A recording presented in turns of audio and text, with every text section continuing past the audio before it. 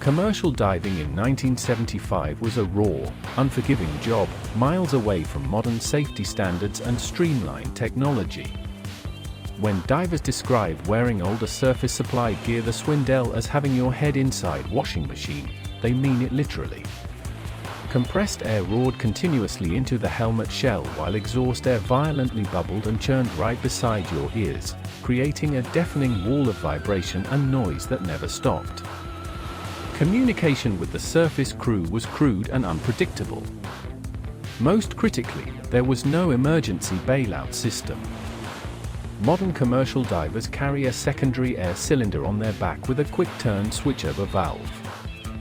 In 1975, if a surface compressor seized, an air hose ruptured, or a fitting blew out, your breathing gas was gone instantly. You were attached to a single lifeline stretching all the way back to the dive deck, where every job was executed on a high wire with no safety net. Going down.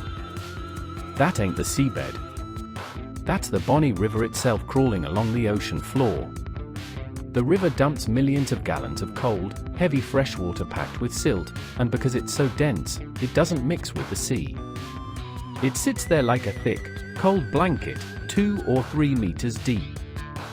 1 second you're descending through warm water, and then it's a nasty, fine, dark river mud that's been washing out for miles.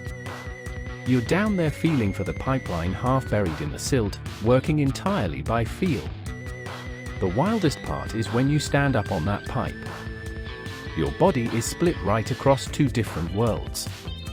From the waist down, you're buried in pitch black, freezing sludge, completely blind in the river wash.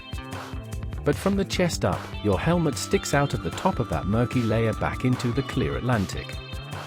You look back up through your faceplate, and you can see the ship's hull sitting in the swell and the anchors hovering high above.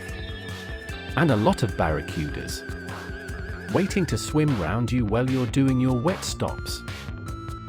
We were doing heady pipeline work on old lines fitting anode, diving 6 or 7 days a week, well below 30 meters. The job was proper backbreaking graft. We were using heavy concrete impact wrenches underwater to break through 8 or 9 inches of thick concrete weight coating around the pipe. Holding and fighting that heavy tool underwater left your arms and shoulders completely wrecked. Once you broke through, you had to dig out the mud from underneath, haul a heavy clamp right around the pipeline, and drive an earthing bolt through the hole you'd chopped into the bare steel.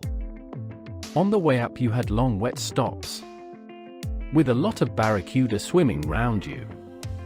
And then into the decompression chamber. After hours of brutal physical work like that, you'd climb out, shower off, and lie down in your bunk, every joint throbbing. And that was the real problem, we couldn't get medical oxygen out there. Even if you could track down an O2 cylinder in Nigeria back then, you couldn't trust it. You'd have to test it yourself to make sure it was pure oxygen, because you couldn't even trust what came out of the hospitals over there. So, lying there in the dark, you had to sit and make the call yourself, is this just hard graft from fighting that impact wrench, or is it a bend? If you thought you had a hit, getting the supervisor up to fire up the deck chamber was a blooming pain in the backside when there was work to be done. So, we did something we knew we shouldn't do. If you were undecided, the gaffer would question you on deck, but it was entirely your decision whether he'd drop you in the pot to test it. He'd pressure you down for half an hour just to see if the joint pain eased off. You weren't supposed to put somebody in a pot for 30 minutes as a quick test. If the pain lightened up under pressure, you'd call over the comms, yeah, it's not too bad. He'd bring you straight back out, and it was off to bed. But if you wasn't okay, he'd nudge you down a bit deeper and keep you in a bit longer. If the two of you realized it was a proper hit, that was it, you were locked inside the decompression chamber for hours on a full treatment table. By the rule book, if you suffered a hit, that was it, you were off the job, sent straight home, and grounded until you'd seen a proper diving doctor. But we never ever did anything like that. Going home meant losing your berth, taking a hit to your pay, and leaving the rest of the crew short-handed on a heavy contract. So if that half-hour test did the trick, you told the supervisor you were all right, crawled back into your bunk, and was back in the water the next morning.